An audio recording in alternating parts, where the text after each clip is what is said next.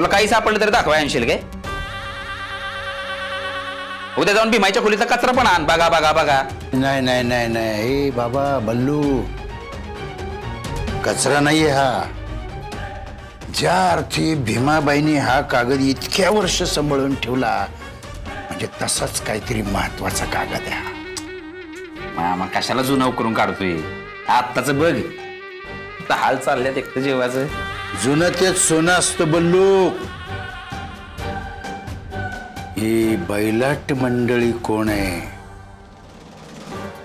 याचा शोध घ्यावा लागेल. कृष्णाई, कृष्णाई पटकन ये गो. ऐक कृष्णाई. अरे देवा, कृष्णाई घरात नाहीये नाही का? मामी, ए मामी पटकन ये ना प्लीज. अर्जुन दादा, ऐक. प्रिया, प्रिया, अगं तू कुठे पडलीस प्रिया? एवढं कसं काय लागलं? अगं मी जात होते तेव्हा. काही नाही, तुझा जा काय अगं किती तसही खरी पैशांची गरज तुम्हालाच होती ना नंदाबाईनी. तुझे बिनबुडाचे आरोप आम्ही खपवून घेणार नाही, सांगून ठेवतो. हो मग मला सांगा ना, मी दागिने चोरल्याचा काही पुरावा आहे का तुमच्याकडे? एक मिनिट.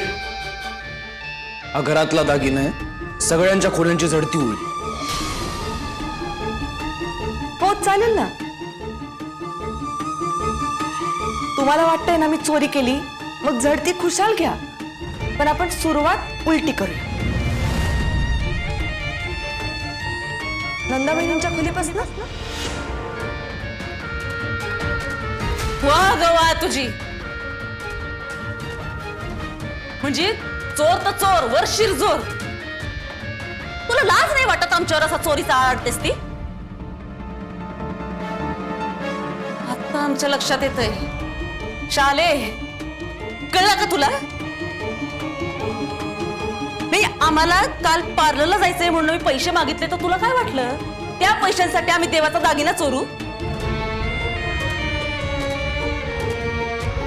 काय वाटलं काय तुला? इथं घरात समधी तुझ्यावानी चोरटी भरली आहेत. हा, मी असं नाही, पण जो सापडेल तो चोर. माझी बायको मिसेस सावित्री अर्जुन कवठेकर.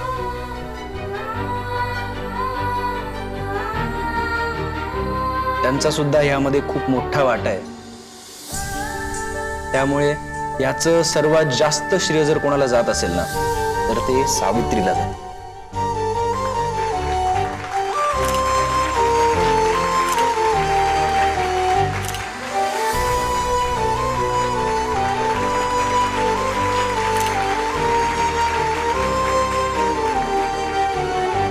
कमळ्या बैलाट आणि कोण?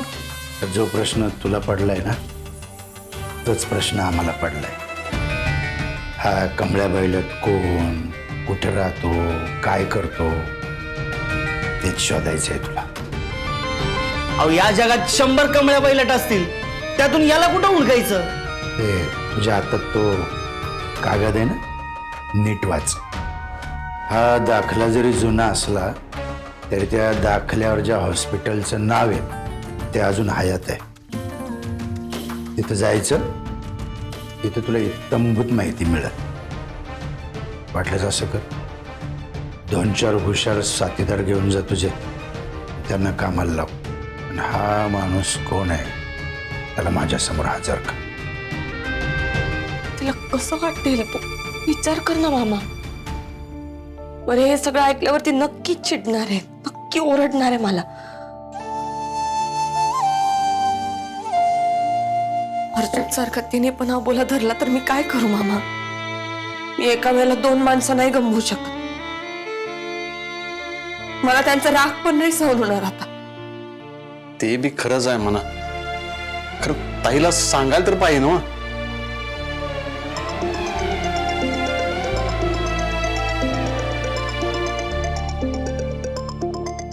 घ्या 100 वर्ष आयुष्य.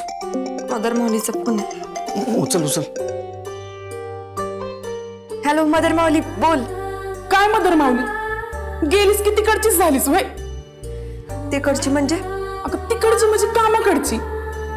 हा नाहीतर माग आपली मदर मावली आहे, तिला फोन करावा चौकशी करावी असं काही नाहीच. अगं मदर माऊली ते काम होतं ना मग राहून गेलं बघ. सावे काम काही रोजच असतात, पण आपल्या माणसाला थोडा वेळ दिला की जरा आनंद होतोय. तुला एक विचारू? हा बोल ना. तुला माझी आठवण नाही का येत? मदर माऊली अगं असं का ग विचारतीयस? अरे बोल की. ए कमळ्या, ये आपलंच खाल्लं पिल्लन गेले ढगात. तुझ्याकडून पाय पण चिपून घेतलं. मामार त्याला काय माहित नाही, उगाच गांडावतंय आपल्याला ते. नाही बल्लू, तुला सगळं माहित आहे. गंडवत नाही तो, फक्त सांगत नाहीये. मगाशी मी त्याला तो पेपर दाखवला ना, मग त्याचे डोळे बोलले. तो काय म्हटलं ऐकलं ना तू? उगाच कशाला जुने मुडदे उखाडताय म्हणून.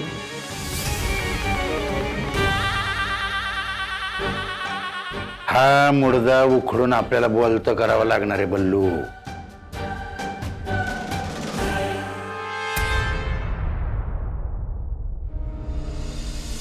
अर्जुन काय झालं, तुम्हाला असं अचानक आत का बोलवलं? बोलायचंय. मग तिथे पण बोलू शकला असता की. काय आहे, खाजगी गोष्टी मला तुझ्यासारख्या चव्हाट्यावर नाही आणतात. काय झालं अर्जुन, काय बोलायचं? नाही बोलायचं नाहीये, सांगायचं. पोंगा गपकी. खातो गबस ना, खातो ना, दे इकडे.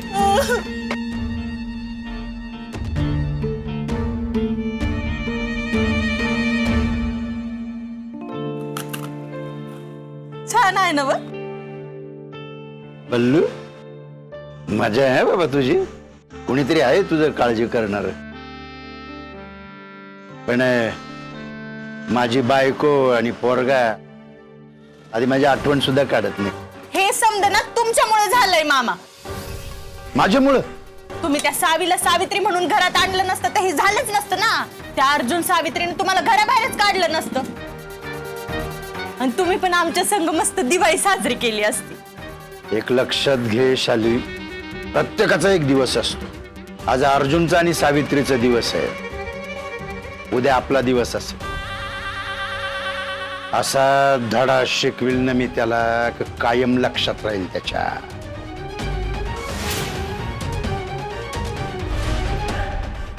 अले विश्वंभरच्या मना, तिथं कुणाचं चाले ना.